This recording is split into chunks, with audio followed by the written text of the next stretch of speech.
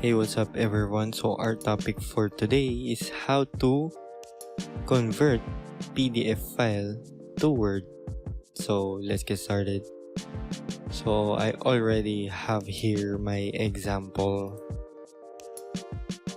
So I want this to convert to Word. So let's go to Google or your browser and type in PDF to image.com and then click this PDF to doc and choose upload files.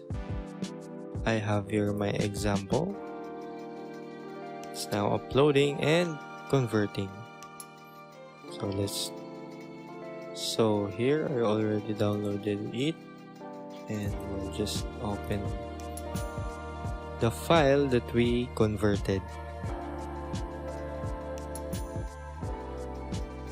And that's it. I hope it helps you a lot. Please request any video tutorial. Just comment it down below and let's try doing it.